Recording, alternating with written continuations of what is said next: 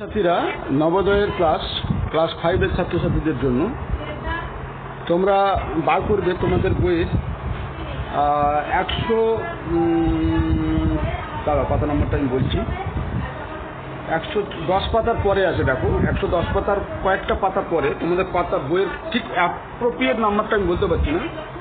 দূরত্ব সময় গতিবেগ আমি যেটা করাবো আজকে, দূরত্ব সময় গতিবেগ। ক্লাসটা খুব অত্যন্ত মনোযোগ সহকারে শুনবে। দূরত্ব সময় গতিবেগ অত্যন্ত গুরুত্বপূর্ণ চ্যাপ্টার। নবোদয়ের থেকে এখান থেকে ভালো প্রশ্ন আসে, ঠিক আছে, গাফিলতি করবে না। দূরত্ব সময় গতিবেগ, প্রথমে আমরা জানবো দূরত্ব জিনিসটা কি।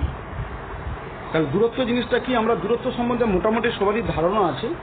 আমরা যখন পায়ে হেঁটে বা সাইকেলের সাহায্যে বা মোটর সাইকেলের সাহায্যে বা কোনো চার চাকায় বা এরোপ্লেনে যখন এক স্থান থেকে অন্য স্থানে যাই, মোট সেই দুটো স্থানের মোট কতটা গেলাম, ঠিক আছে। আমি এখান থেকে বাড়ি থেকে বেরোলাম, বাড়ি থেকে বেরিয়ে এখান থেকে ভাতসালাম মোড় গেলাম, ভাতসালাম মোড় থেকে ডান দিকে ঘুরে গেলাম, পশ্চিমপাড়া গেলাম। তাহলে এই রাস্তাটা কতটা, সেটা হলো মোট দূরত্ব,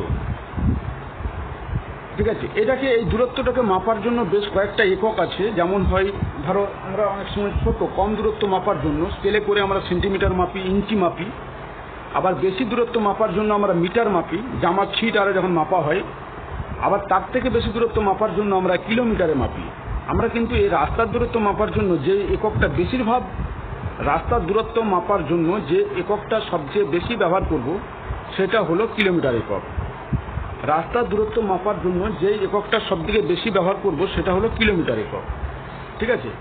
রাস্তার দূরত্ব মাপার জন্য যে এককটা সবথেকে বেশি ব্যবহার করব সেটা হলো কিলোমিটার একক।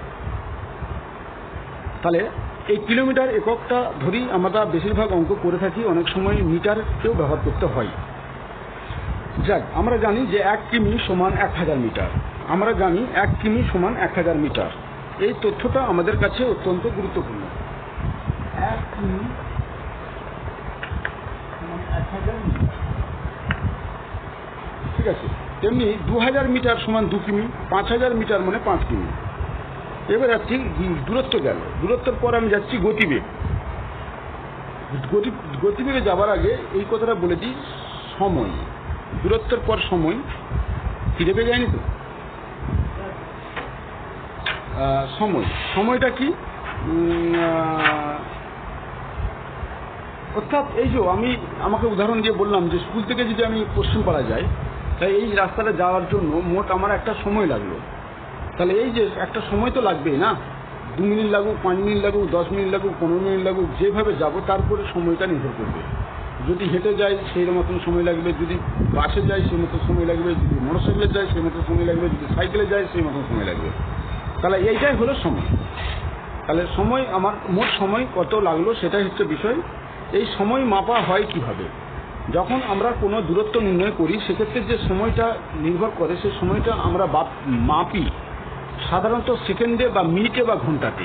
তা বেশিরভাগ ক্ষেত্রেই ঘন্টাতে পরিমাপ করা হয়। অঙ্কের বিশেষ বিশেষ ক্ষেত্রতে সেটা কিন্তু সেকেন্ডেও পরিমাপ করতে হয়। বেশিরভাগ ক্ষেত্রেই ঘন্টাতে পরিমাপ করা হয়, অঙ্কের বিশেষ বিশেষ ক্ষেত্রেও কিন্তু সেটাকে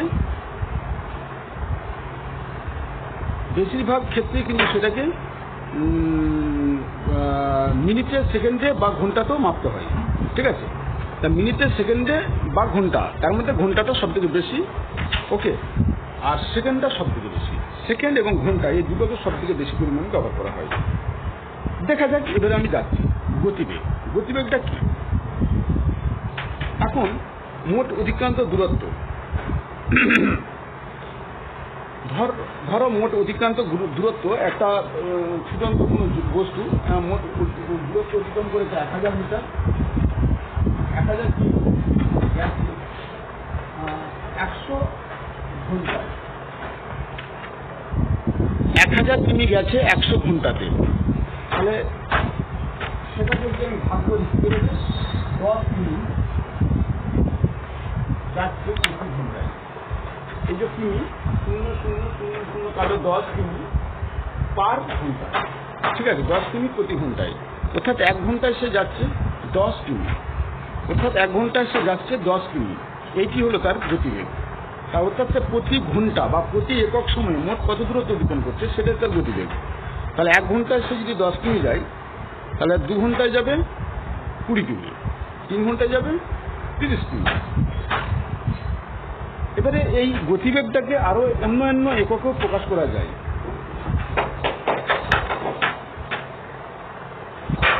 1 ঘন্টায় কত যাচ্ছে হিসাবে না করে আমি করতে পারি 60 মিনিটে কত যাচ্ছে।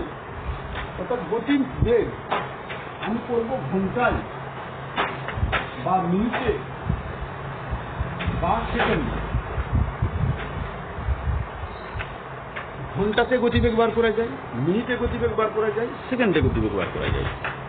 ঘন্টাতে যদি গতিবেগটা যদি আমি ঘন্টাতে বার করব, তখন গতিবেগের একক কি হবে? কিমি পার ঘন্টা, মানে কিলোমিটার পার ঘন্টা। মিটারে যদি বার করে বলি, তখন আমি এটা করতে পারি কিমি পার ঘন্টা। মিনিটে যদি বার করে বলি, আবার মিটার পার মিনিট, মানে 1 মিনিটে কত মিটার গেল সেইটাও তার একক হতে পারে। আরেকটা একক হলো metre per second. Metre per second মানে 1 সেকেন্ডে একটা গতিশীল বস্তু কত দূর গেল সেটাও তার গতিবেগ হতে পারে। তাহলে গতিবেগের এককগুলো কিন্তু এতগুলো বিষয়।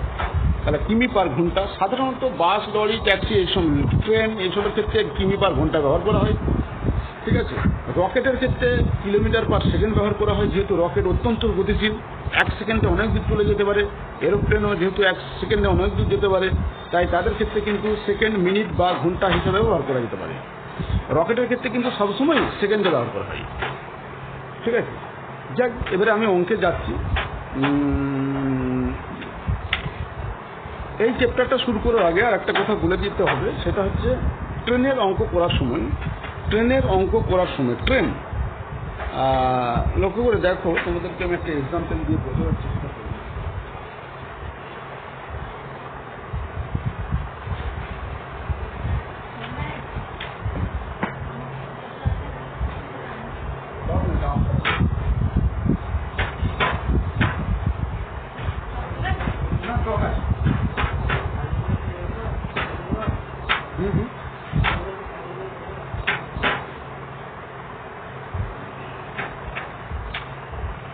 দুটো লম্বা বস্তু, একটা ট্রেন আর একটা সেতু। এখন ট্রেনটা যখন সেতুর উপর দিয়ে পেরিয়ে যাবে, ট্রেনের ড্রাইভার পেরিয়ে গেছে কিন্তু ট্রেন পেরোয়নি। কেন পেরোয়নি? কারণ সেতুটা যেহেতু এতটা, ট্রেনের ড্রাইভার পেরিয়ে গেছে কিন্তু ট্রেন পেরোয়নি। সেতুর এই সাইডটা পেরিয়ে গেছে ট্রেনটা, কিন্তু এই সাইডটা পেরোতে পারেনি, কারণ সেতুটা অনেক লম্বা। তাহলে সেই জন্য কোনো ট্রেন যখন সেতু অতিক্রম করে, কারণ সেতুটা অতিক্রম করতে কত সময় লাগে সেটা নির্ণয় করার জন্য ট্রেনের দৈর্ঘ্য এবং সেতুর দৈর্ঘ্য যোগ করতে হয়। ট্রেনের দৈর্ঘ্য এবং সেতুর দৈর্ঘ্য যোগ করতে হয়, মানে ট্রেনের দৈর্ঘ্য এবং সেতুর দৈর্ঘ্যের যোগফলটাই হবে। এই যোগফলটা যেতে যতক্ষণ লাগবে, অর্থাৎ সেতুটি অতিক্রম করতে ট্রেনটির তত সময় লাগবে। এবারে বলি সেতু ছাড়াও, এটা তো সেতুর কথা বললাম, এবার সেতু না হয়ে এটা তো হতে পারতো একটা ব্রিজ, ব্রিজ নয়, তোমার একটা প্ল্যাটফর্ম, রেলওয়ে প্ল্যাটফর্ম, সেটাও তো হতে পারতো। তাহলে এরকম রেলওয়ে প্ল্যাটফর্ম হতে পারে, সেতু হতে পারে, বা আরও অন্যান্য কিছু হতে পারে যেগুলো অনেক লম্বা লম্বা, বড় বড় লম্বা বাড়ি হতে পারে। বা একটা ট্রেন দাঁড়িয়ে আছে, এই ট্রেনটার পাশ দিয়েই পেরিয়ে যাচ্ছে, এরকম পরিস্থিতি হতে পারে। তাহলে এই সমস্ত ক্ষেত্রগুলোতে কিন্তু যোগ করতে হবে। কি যোগ করতে হবে?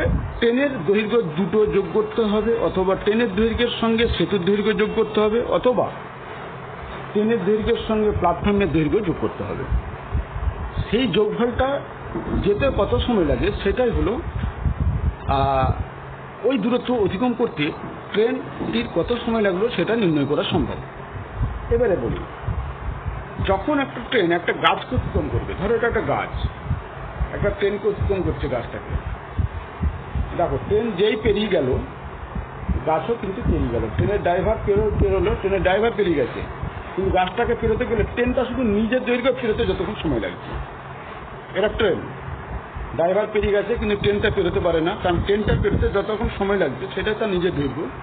অর্থাৎ সরু কোনো জিনিস যখন অতিক্রম করবে, তখন সরু কোনো জিনিস মানে ইলেকট্রিক পোস্ট, ল্যাম্প পোস্ট, ঠিক আছে, টেলিফোন পোস্ট, কোনো গাছ বা কোনো খুঁটি, এসবকে অতিক্রম করার জন্য কতক্ষণ সময় লাগবে? ট্রেনটা তার নিজের দৈর্ঘ্য অতিক্রম করতে যত সময় লাগবে ততটাই সময় লাগবে। অর্থাৎ একটা খুঁটিকে অতিক্রম করতে পারবে একটা ট্রেন ততক্ষণই ট্রেনটার দৈর্ঘ্য যতক্ষণ না খুঁটিকে ওভারকাম করে যেতে পারছে। তাহলে ট্রেনটার দৈর্ঘ্য খুঁটিটাকে ওভারকাম করতে গেলে তাহলে ট্রেনটা যত বেশি লম্বা হবে খুঁটিটাকে পার করতে তত বেশি সময় লাগবে, অর্থাৎ খুঁটিকে অতিক্রম করতে কত সময় লাগবে, অর্থাৎ ট্রেনটার দৈর্ঘ্য যদি 200 মিটার হয়, ট্রেনটা 200 মিটার যেতে যত সময় লাগবে খুঁটিটা অতিক্রম করতে তত সময় লাগবে। ঠিক আছে, অর্থাৎ ট্রেনের নিজের দৈর্ঘ্য যেতে কত সময় লাগে সেটা বার করতে হবে। এবার যাই, যদি দুটো ট্রেন মুখোমুখি আসে, লক্ষ্য করে দেখো মাঝখানে এই রাস্তাটা খালি আছে, এই রাস্তাটা অতিক্রম করে যখন করবে দুটো ট্রেন মুখোমুখি এলে রাস্তাটা তাড়াতাড়ি চাপা হয়ে যাচ্ছে। অনেক দূরে একটা হাওড়া, এটা খড়গপুর, এই দূরত্বটা অতিক্রম করতে কত সময় লাগবে? দুটো ট্রেন মুখোমুখি এসছে, তাহলে এই দূরত্বটা যদি হয় 200 কিলোমিটার, এর গতিবেগ আর এই গতিবেগের যোগ করতে হবে, যেহেতু দুজন মিলে রাস্তাটা কাভার করছে। তাই যখন দুটো ট্রেন মুখোমুখি আসে, যখন দুটো ট্রেন একই রাস্তার পাশাপাশি একই রাস্তার উপরে প্রায় একই রাস্তার উপরে মানে এইভাবে মুখোমুখি আসে, তখন ট্রেন দুটোর গতিবেগ যোগ করতে হয় এবং দূরত্বটা ট্রেন দুটোর গতিবেগ যোগ করতে হয় এবং ট্রেন দুটোর দৈর্ঘ্য যোগ করতে হয়। ট্রেন দুটোর গতিবেগও যোগ করতে হয় এবং ট্রেন দুটোর দৈর্ঘ্য যোগ করতে হয়। ধরো আমি উদাহরণ দিয়ে বলছি, একটা ট্রেনের দৈর্ঘ্য 400 মিটার, ভুল বলছি, একটা ট্রেনের দৈর্ঘ্য 200 মিটার আর একটা ট্রেনের দৈর্ঘ্য 250 মিটার। একটা ট্রেনের দৈর্ঘ্য 200 মিটার আর একটা ট্রেনের দৈর্ঘ্য 250 মিটার। মন দিয়ে শুনবে কিন্তু বিষয়টা। তাহলে এই দুটো ট্রেন পরস্পরকে অতিক্রম করে মুখোমুখি আসছে, পরস্পরকে অতিক্রম করে পেরিয়ে যেতে কত সময় লাগবে? এবং গতিবেগ ধরে নিলাম, দুটো ট্রেনের গতিবেগ ধরে নিলাম, একজনের 20 কিমি পার ঘন্টা আর একজনের 30 কিমি পার ঘন্টা। তাহলে দুটো ট্রেনের গতিবেগ যোগ করতে হবে, 20 + 30 = 50 কিমি পার ঘন্টা। ওই 50 কিমি পার ঘন্টা হিসাবে 250 + 200 মানে 450 মিটার যেতে কত সময় লাগে সেটা বার করতে পারলেই কিন্তু ট্রেন দুটো পরস্পরকে ওভারটেক করতে কত সময় লাগবে বেরিয়ে যাবে, পরস্পরকে অতিক্রম করতে।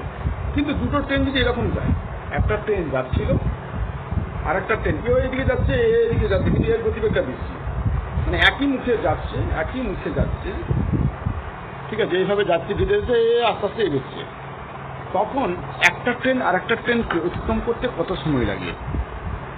সবসময় কিন্তু ট্রেনের দৈর্ঘ্য দুটো যোগ করতে হবে। যদি ট্রেন দুটো একই মুখে যায় তাহলে গতিবেগ বিয়োগ করতে হবে, আর যদি ট্রেন দুটো এরকম বিপরীত মুখে যায় তাহলে ট্রেনের গতিবেগ যোগ করতে হবে। তাহলে ট্রেনের অঙ্ক সম্বন্ধে মোটামুটি বলে ফেললাম। এবার ট্রেনের অঙ্ক করার সময় সবসময় সময়টাকে সেকেন্ডে রাখবে আর দূরত্বটাকে মিটারে রাখবে। যখনই কোনো অঙ্কে, ট্রেনের অঙ্কের ক্ষেত্রে কি বলা থাকবে, যে দেখবে বলা আছে যে ট্রেনটির গতিবেগ 60 কিমি পার ঘন্টা, অথবা লেখা থাকবে প্রতি ঘন্টায় ট্রেনটি 60 কিমি বেগে যায়। এ কথাটার মানেটা কি? ট্রেনটির গতিবেগ 60 কিমি পার ঘন্টা কথার অর্থ হলো ট্রেনটা 60 কিমি যায় 1 ঘন্টায়। আর একটু ভেঙে বললে কি হবে? ট্রেনটি 60 কিমি যায় 60 মিনিটে। আর একটু ভেঙে বললে কি হবে? ট্রেনটি 60 কিমি যায় 3600 সেকেন্ডে। আমি কি বললাম একটু আগে, ট্রেনের অঙ্ক করার সময় সময়টাকে সেকেন্ডে এবং দূরত্বটাকে কিলোমিটার থেকে নিয়ে এসে মিটারে রাখতে হবে। তাহলে এখন পর্যন্ত আমি পুরোটা চেঞ্জ করি, 60 কিমি যায় 3600 সেকেন্ডে। আমি 60 কিমি তোমাদেরকে চ্যাপ্টারের প্রথমেই বলে দিচ্ছি, 1 কিমি মানে 1000 মিটার, 2 কিমি মানে 2000 মিটার, 3 কিমি মানে 3000 মিটার, 4 কিমি মানে 4000 মিটার, 60 কিমি মানে হবে 7000 মিটার, 60 কিমি মানে হবে 60,000 মিটার। তার মানে দেখো ট্রেনটি 60 কিমি মানে অর্থাৎ 60,000 মিটার যায় 3600 সেকেন্ডে। তাহলে অঙ্কটাই লেখা ছিল যে প্রতি কিমি পার ঘন্টা গতিবেগ হচ্ছে 60 কিমি। তার মানে কি কথাটা এখান থেকে আমি এই জিনিসটা পেয়ে গেলাম, 3600 সেকেন্ডে যায় 60,000 মিটার। বোঝা গেল? বাস এইটা জানলেই হলো। এই কথাগুলো যদি মন দিয়ে শুনে থাকো তাহলে এবারে দেখো চ্যাপ্টারটা তোমাদের কাছে কতটা সহজ হয়।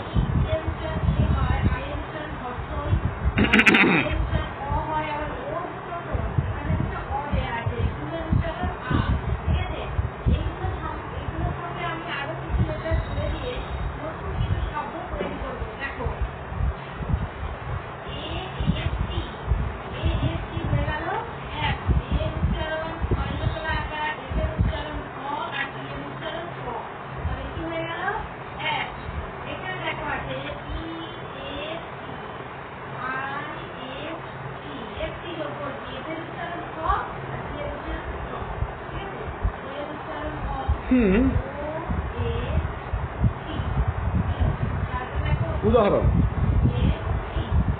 দেখো, এখানে উদাহরণে অনেকগুলো অঙ্ক দেওয়া আছে। একটি জিপ 4 ঘন্টায় 180 কিমি যেতে পারে। জিপটির বেগ কত বাড়লে সেটি সম্পূর্ণ দূরত্ব 3 ঘন্টা যেতে পারবে। তাহলে 4 ঘন্টায় 180 কিমি যায়, 3 ঘন্টায় 4 ঘন্টায় 180 কিমি যায়, 1 ঘন্টায় কত যায়? তাহলে তার গতিবেগ বেরিয়ে যাবে। 1 ঘন্টায় সে যাচ্ছে কত, আর 3 ঘন্টায় কত? 3 ঘন্টায় যখন যাচ্ছে কি হচ্ছে ব্যাপারটা লক্ষ্য করে দেখো, জিপটির বেগ কত বাড়লে সেটি সম্পূর্ণ, তাহলে সম্পূর্ণ দূরত্ব 180 কিমি, অঙ্কটা করে দিয়ে আসে। দেখো 4 ঘন্টায় সেই দূরত্ব গেলে বেগ তখন কত হচ্ছে? 180/4 মানে 45 কিমি পার ঘন্টা। যখন 2-3 ঘন্টা যাচ্ছে তখন 180/3 মানে 60 কিমি পার ঘন্টা। মানে গতিবেগ বার করার নিয়মটা হচ্ছে মোট দূরত্ব বাই মোট সময়, মোট অতিক্রান্ত দূরত্ব বাই মোট সময়। তাহলে 180 কিমি বাই মোট সময় 4 ঘন্টা 45 কিমি পার ঘন্টা, 180 কিমি বাই 3 ঘন্টা, তাহলে কত হচ্ছে? 7 কিমি পার ঘন্টা। ঠিক আছে, তাহলে বেগ বৃদ্ধি কত হলো? 60 - 45 = 15 কিমি পার ঘন্টা। ঠিক আছে, আবার বলেছে ঘন্টায় 3 × 5^12 কিমি করে হাঁটলে 4 ঘন্টায় কত কিমি যাওয়া যাবে? শুধুমাত্র গুণ করে দিলেই হবে। তোমার দাদা মোটর বাইকে 40 মিনিটে 20 কিমি রাস্তা অতিক্রম করেন, বাইকটির গতিবেগ কত? তাহলে 40 মিনিটে 20 কিমি গেছে, গতিবেগ দিয়েছে। গতিবেগ বাইকের গতিবেগ মানে 60 মিনিটে কত বার করতে হবে, মানে 1 ঘন্টায় কত বার করতে পারলে তবে তার গতিবেগ হবে। তাহলে 20 কিমি, 40 মিনিটে গেছে 20 কিমি, 1 মিনিটে গেছে 20/40 কিমি, 60 মিনিটে কত? 20/40 গুণিত 60, 20/40 গুণিত 60 দেখো বলেছে একবারে ঝাট করতে হবে, 30 কিমি পার ঘন্টা। বাইকটির গতিবেগ তার মানে 30 কিমি পার ঘন্টা। ঠিক আছে, তুমি ঘন্টায় 4 কিমি বেগে কোনো স্থানে গিয়ে ঘন্টায় 3 কিমি বেগে ফিরে এসেছো, যাতায়াতে তোমার গড় গতিবেগ কত? এই অঙ্কটা কিন্তু বোঝার আছে। ঘন্টায় 4 কিমি বেগে গিয়ে 3 কিমি বেগে ফিরে এসেছো, অঙ্কটা অত্যন্ত ইম্পর্টেন্ট। এরম টাইপের অঙ্ক প্রায় সময় দেয়। 30 কিমি বেগে গিয়ে 40 কিমি বেগে ফিরে এসেছো, 7 কিমি বেগে গিয়ে 70 কিমি বেগে ফিরে এসেছো, গড় গতিবেগ কত? অঙ্কটা কিন্তু খুব জটিল অঙ্ক, কিন্তু সহজ করে বুঝতে হবে অঙ্কটাকে। প্রথমে কি করব, এখানে দেখো কোনো দূরত্ব দেওয়া নেই, দূরত্ব দেওয়া নেই বলে কি করব, ওই গতিবেগ দুটো লসাগু করে দেবো। ওই গতিবেগ দুটো লসাগু করবো, 3 আর 4 লসাগু করলে 12 হবে। তার মানে দূরত্ব আমাকে ধরে নিতে হবে 12 কিমি দূরত্ব। তাহলে 12 কিমি যদি দূরত্ব ধরে নিয়ে হয়, যাতায়াত মিলে তাহলে মোট কত হলো? 12 12 24 কিমি। যাতায়াত মিলে মোট কত হলো? 12 12 24 কিমি। ঠিক আছে, আর 24 কিমি। তাহলে গন্তব্যস্থল যেতে সময় লাগছে কত? যাওয়ার সময় তার গতিবেগ ছিল 4 কিমি পার ঘন্টা, তার যেতে সময় লাগছে 12/4 3 ঘন্টা, আসতে সময় লাগছে 12/3 = 4 ঘন্টা। তাহলে সময় লাগলো 4 × 7 ঘন্টা। তাহলে 24কে 7 দিয়ে ভাগ করবো। লক্ষ্য করে দেখা, 24কে 7 দিয়ে ভাগ করেছি, গড় গতিবেগ বেরিয়ে গেছে। তাহলে এই জাতীয় অঙ্ক যখন থাকবে কি করবে? প্রথমে লসাগু করবে, লসাগু করলে দূরত্ব বেরিয়ে যাবে। সেই দূরত্বকে প্রথমের সময়টা দিয়ে, প্রথমের গতিবেগটা দিয়ে ভাগ করলে একটা সময়, আর একটা গতিবেগ দিয়ে আরেকবার ভাগ করলে আর একটা সময়, দুটো সময় যোগ করব আর ডবল দূরত্ব করব। 12 × 2 = 24, 24কে 24/7।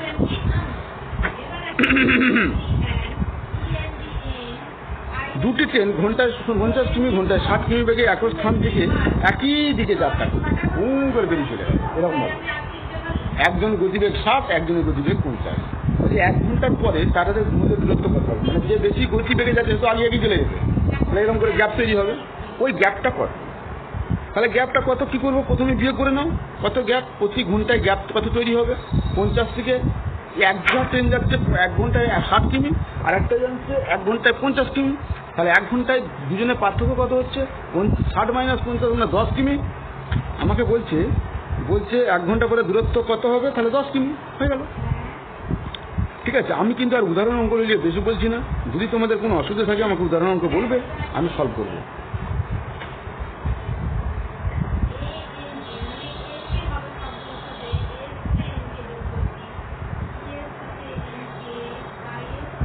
পরের দিন উদাহরণ অঙ্কগুলো সব করো, করে খাতায় করে আমাকে দেখিয়ে নিয়ে যাবে।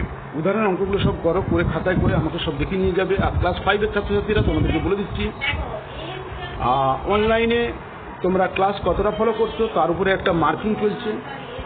যারা যারা টাস্কগুলো দেখিয়ে নিয়ে যাচ্ছ তাদেরগুলো কিন্তু টাস্কগুলো এন্ট্রি হচ্ছে খাতাতে।